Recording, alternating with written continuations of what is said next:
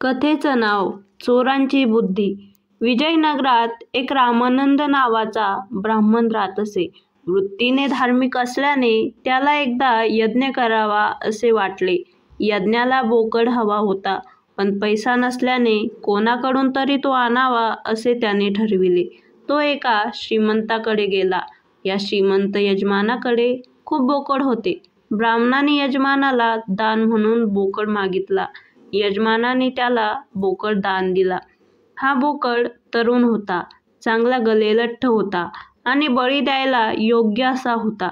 बोकडाला घेऊन ब्राह्मण घरी येण्यास निघाला. बोकड खूपच त्रास देऊ लागला.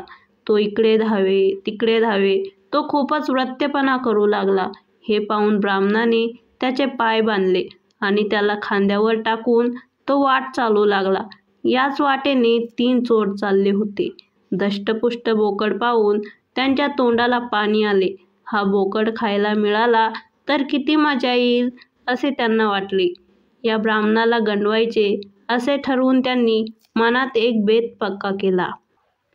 त्याप्रमाणे बाजूच्या रस्त्याने वेगाने चालत ते ब्राह्मणाच्या पुढे निघून गेले. बरेच पुढे गेल्यावर त्यांच्यातला एक जण मुख्य रस्त्यावर येऊन ब्राह्मणाची वाट पाहू लागला. थोड्याच वेळात ब्राह्मण त्याच्याजवळ येताच तो चोर त्याला म्हणाला, "अरे मूर्ख माणसा, असे का करत आहेस? काय रे, काय मूर्खपणा केला मी? अरे, खांद्यावर कुत्रा घेऊन चाललास ते काय म्हणून? अरे गधड्या, माझ्या खांद्यावर कुत्रा नसून बोकड आहे. आंधळा आहेस काय? मी याला यज्ञात बळी देणार आहे. क्षमा करा स्वामी, चुकलो मी," असे म्हणत तो चोर निघून गेला आणि ब्राह्मण तशीच पुढे वाट चालू लागला. थोडे पुढे जाताच त्याला दुसरा एक चोर भेटला व म्हणाला, "राम राम. काय हे भटजी महाराज, काय रे असे का म्हणतोस? अहो महाराज, लाडके असले म्हणून काय झाले? हे डुकराचे पिल्लू मेले म्हणून काय त्याचे प्रेत खांद्यावर घेऊन कुणी जाते काय? तूही मूर्ख आहे आणि आंधळा दिसतोय. अरे, हे काय डुकराचे प्रेत आहे? हा आहे बोकड. मी त्याला यज्ञात बळी देणार आहे. महाराज, चूक झाली. गरिबाला क्षमा करा," असे म्हणत तोही चोर जाताच ब्राह्मण तसाच पुढे चालू लागला. आणखी थोडे पुढे जाताच तिसरा चोर त्याला आडवा येत म्हणाला, "भटजी बुवा, काय हा घाणेरडापणा? गाढवाला कोणी खांद्यावर घेऊन जाते काय? टाका खाली ते," असे तिसरा चोर म्हणताच आता ब्राह्मणाला भीती वाटू लागली. खरे तर त्याने बोकडाला खांद्यावर घेतले होते, पण वाटेत ज्याला त्याला ते दुसरेच काहीतरी दिसले होते. कोणाला ते गाढव वाटले, कोणाला ते डुकरासारखे दिसले, तर कोणी त्याला कुत्रे म्हटले. ब्राह्मण मनात म्हणाला, आपण फसलो वाटते. आपण खांद्यावर भुतालाच घेतले. ते क्षणाक्षणाला रूप पलटते आहे.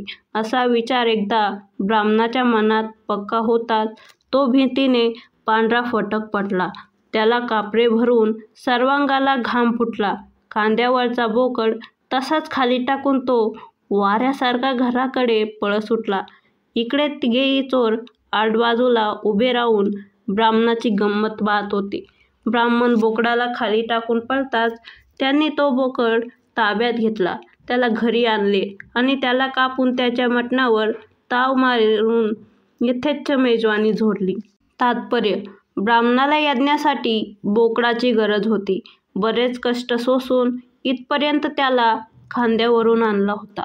तेव्हा तो मध्येच बोकडाला सोडून देईल हे शक्य नव्हते. तेव्हा चोराने कपट केले. त्यात यश आले. यासाठी बुद्धी वापरावी लागते. लोक कोणत्या प्रसंगी कसे वर्तन करतात याची समज असेल तर माणसाला अशक्य वाटणाऱ्या गोष्टी सहज शक्य होतात.